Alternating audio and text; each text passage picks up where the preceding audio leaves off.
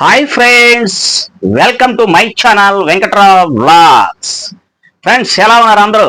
మీరందరూ బాగుండాలని చెప్పి మనస్ఫూర్తిగా కోరుకుంటున్నాను.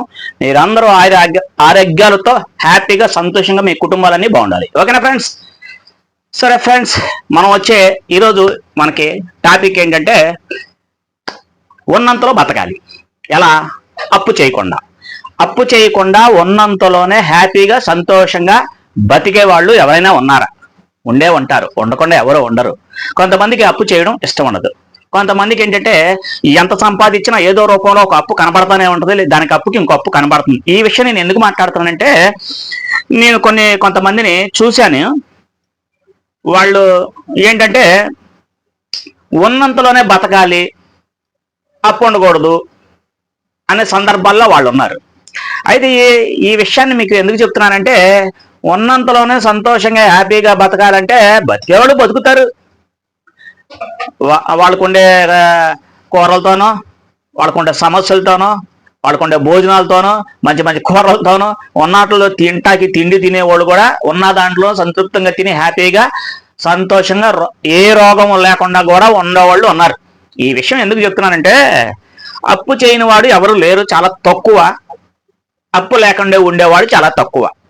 ఎందుకంటే అప్పు లేనిది ఇల్లు నడవదు. మనం ఎంత సంపాదించుకున్నా, ఎంత ఉన్నా సరే ఏదో రూపంలో ఒక అప్పు కనబడుతుంది. ఒక లోన్ అనో, ఒక ఈఎంఐ అనో, ఇలాంటివి ఏయో ఒకటి ఉంటానే ఉంటాయి. లేకపోతే ఇంటికి సమస్య లోన్ పెట్టుకోవడం కానీ, లేకపోతే కొన్ని వస్తువులకి లోన్ పెట్టుకోవడం కానీ ఉంటానే ఉంటుంది. అది అప్పు కిందగా లెక్క. ఏదైనా అప్పు అప్పే. మనశ్శాంతిగా బతకాలి అంటే మనం చేసే పనులను బట్టి మనకి లేనిపోయిన టెన్షన్స్, లేనిపోయిన తలకాయ నొప్పులు ఏమి లేకుండా ఉంటే మనశ్శాంతిగా హ్యాపీగా సంతోషంగా ఉంటుంది. మరి ఇవన్నీ జరగాలంటే ఏం చేయాలి? వాస్తవంగా చెప్పాలంటే జరగని పనులు. ఎందుకంటే ప్రతి మనిషి మంచి ఆశతో నాకు అది కావాలి, ఇది కావాలని చెప్పి అన్ని కోరికలతో ఉండేవాళ్లే ఎక్కువ ఉన్నారు. ప్రతి మనిషికి కోరిక. మనిషి అంటేనే ఆ ఆశలు, కోరికలు ఎక్కువైపోతాయి. ఇంట్లో ఒక వస్తువు కావాలి, అది కొనాలి, తప్పదు. ఏదో రూపంలో కొనుక్కుంటారు. అది డబ్బులు ఉన్న వాళ్ళు కొనుక్కుంటారు, డబ్బులు లేని వాళ్ళు ఏంటంటే లోన్ కింద తీసుకొని ఏదో ఒక అప్పు చేయాల్సిందే. అలాగే డబ్బుతో కూడా పనిపడిద్ది, డబ్బు కూడా అప్పు చేయాల్సిందే. ఇప్పుడు ఇక్కడ సమస్య ఏంటంటే, అప్పు లేకుండా మనశ్శాంతిగా బతకడం అనేది కొంచెం జరగని పని. ఏదో టైంలో మనం ఈరోజు కట్టేస్తాం, చేసేస్తాం అనేసి ఒక వస్తువు తెచ్చుకున్నా సరే ఆ టయానికి మనం కట్టలేకపోతే వాళ్ళ ఇంటి ముందుకు వచ్చి కొంచెం హడావడి చేసి అదొక తలకాయ నొప్పిగా అనిపిస్తుంది. మనశ్శాంతి ఉంటుందా? ఉండదు, ఎవ్వరికీ ఉండదు. కాబట్టి అప్పు చేసి మనశ్శాంతిగా బతకాలంటే మాత్రం కొంచెం కష్టమైన పనే. నాకు తెలిసి, మీకు తెలిస్తే మంచి కామెంట్ నాకు చెప్పండి. మరి మీరు ఎవరైనా అప్పు చేసి కూడా మనశ్శాంతిగా బతికేవాళ్ళు ఎంతమంది ఉన్నారో నాకు ఒకసారి కామెంట్ చేస్తారని చెప్పి నేను అనుకుంటున్నాను. చెయ్యండి ఫ్రెండ్స్. ఏదైనా సరే మనశ్శాంతిగా హ్యాపీగా సంతోషంగా బతకాలి అంటే ఒక్కటే, మనం ఉన్నంతలో పచ్చడేసి తిన్నా కూడా అడిగేవాళ్ళు ఎవ్వరూ ఉండరు. ఆ రోజు చారు పోసుకొని తిన్నా అడిగేవాళ్ళు ఎవ్వరూ ఉండరు. మనం మనశ్శాంతిగా హ్యాపీగా ఉండాలంటే ఎలాంటివి పెట్టుకోకూడదు.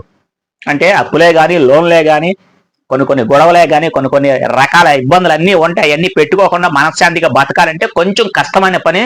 ఇది ఎవరికి సాధ్యం కాదు. సాధ్యమైన వాళ్ళు ఎవరన్నా ఉంటే నాకు కామెంట్ పెట్టండి. మనిషి అన్న తర్వాత కష్టాలు లేని వాళ్ళు లేరు, అప్పు లేని వాళ్ళు లేరు. ఇబ్బందులే. ఎంత డబ్బు సంపాదించినా, వాళ్ళకి నెలకు ₹1,00,000 సంపాదించినా వాళ్ళకి కూడా ఏదో రూపంలో ఒక అప్పు ఉంటుంది. అప్పు కనపడుతుంది. ఏదో రూపం ఇల్లు తీసుకోవటం, ఆ ఇంటి మీద అప్పు, ఒక స్థలం కొనటం దాని మీద అప్పు, ఒక గోల్డ్ కొనుక్కోవడం దాని మీద అప్పు, అలా ఏదో అప్పు తీసుకుంటానే ఉంటారు. అప్పు తీసుకొని మానవుడు అనేది ఎవరో కొంతమంది మాత్రమే ఉంటారు. ఫ్రెండ్స్, అర్థం చేసుకోండి. ఏదైనా సరే మనశ్శాంతికి హ్యాపీగా బతకాలంటే కొన్ని రకాల అప్పులు మితి మీరి మించిన ఏమైనా నెత్తి మీద పెట్టుకోకుండా ఉంటే మనం కొంచెం మనశ్శాంతిగా బతకడానికి అవకాశం ఎక్కువగా ఉంది. కొంచెమే, కొద్దిగా. ఇప్పుడు ఒక 100% అనుకుందాం, ఒక 20-30% వరకే మనశ్శాంతికి. మిగతా 70% మాత్రం ఉండదు. ఆ రోజుకి మళ్ళీ పని దొరికిద్దో పని దొరకదో, మరి అక్కడ గలాటాలు, ఒక తలకాయ నొప్పులు, ఆఫీసులో గోళ్ళలో, అంటే ఇంటికాడ సమస్యలు, కుటుంబంలో సమస్యలు, అక్క ఏడ్చిందో, అమ్మ ఏడ్చిందో, ఏ గొడవలు, చిన్న గొడవలు, ఆ గొడవలు ఏదో రకంగా ఒక మనిషి అన్న తర్వాత మనశ్శాంతిగా ఉండేవాళ్ళు చాలా తక్కువ మంది, చాలా తక్కువలో చాలా తక్కువ మంది. ఎవరికైనా టెన్షన్స్ ఉంటాయి, ఎవరికైనా కష్టాలు ఉంటాయి, ఎవరికైనా అప్పులు ఉంటాయి. ఫ్రెండ్స్, ఎవరైనా సరే మనశ్శాంతిగా బతకాలంటే కొంచెం కష్టమైన పని. ఈ విషయాన్ని నేను ఎందుకు మీతో మాట్లాడుతున్నానంటే,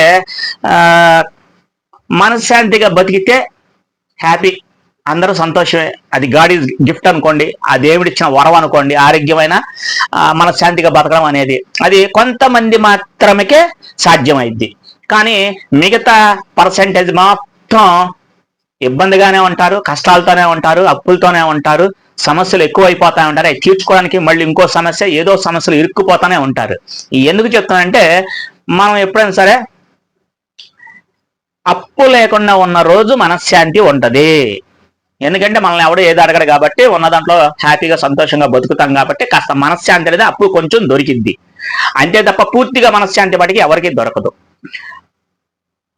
మరి ఈ విషయం గురించి మీరు ఎవరైనా సరే మంచి కామెంట్ నాకు ఇస్తారని చెప్పి, మీరు సాక్షితో, మనస్సాక్షితో మీరు సంతోషంగా ఉన్నారు, నాకు ఎలాంటి టెన్షన్స్ లేవు, నాకు ఏ కష్టాలు లేవు, ఏ అప్పులు లేవు, ఏ లోన్లు లేవు అనేవాళ్ళు ఎవరైనా ఉంటే కామెంట్ చేయండి. ఇవన్నీ మామూలే, ఇవన్నీ ప్రతి మనిషిగా ఉంటాయనే వాళ్ళు కూడా కామెంట్ చేయండి. ఓకేనా ఫ్రెండ్స్, ఈరోజు కంటెంట్ ఇదే. ఈ రోజుకి ఈ వీడియో మీకోసమే. ఎందుకంటే నేను ఒకరిని చూసి నాకు జాలేసింది, బాధపడ్డాను. వారిని చూసి కూడా వాళ్ళ మాటల్లోనే నేను విన్నాను. కాబట్టి ఈ వీడియో తీసుకురావడానికి మీ ముందుకు ఈ సమస్య గురించి, అంటే అప్పు లేకుండా మనశ్శాంతిగా బతకాలనేది నా కోరిక. అప్పు ఎవరికి ఉండకూడదు, కష్టాలు ఎవరికి ఉండదు. కష్టాలు లేకుండా ఎవరు ఉండరు, ఉంటాయి. కానీ అప్పు లేకుండా సాధ్యమైనంత వరకు ట్రై చెయ్యండి. అప్పు అనేది మహా తలకాయ నొప్పి, మహా టెన్షన్స్. అదే మనల్ని చిన్న భిన్నం చేస్తాయి, నా బతుకుల్ని. అప్పులు అనేవి మన బ్రతుకుల్ని చిన్న భిన్నం చేస్తాయి. కాబట్టి మీరు ఎవరైనా సరే అప్పు చేయకుండా ఉంటారని చెప్పి మా మనవి. కానీ తప్పదు, కొన్ని చిన్న అప్పులు చేసుకొని ముందుకు వెళ్ళిపోవచ్చు. ఓకేనా ఫ్రెండ్స్, ఈ కంటెంట్ మీకు నచ్చినట్లయితే మంచి వీడియోతో నెక్స్ట్ నేను మళ్ళీ వస్తాను. మన ఛానల్ని కొత్త వారు ఎవరైనా చూస్తే, వీడియో చూస్తే మరి సబ్స్క్రైబర్ చేసుకుంటారని చెప్పి, మన పాత వాళ్ళు ఎవరైనా సరే లైక్ చేస్తారని చెప్పి మిమ్మల్ని సదా కోరుకుంటూ, నెక్స్ట్ మంచి కంటెంట్తో మంచి వీడియోతో మీ ముందుంటాం. మీ Venkatrao logs. Thank you for watching. Thank you.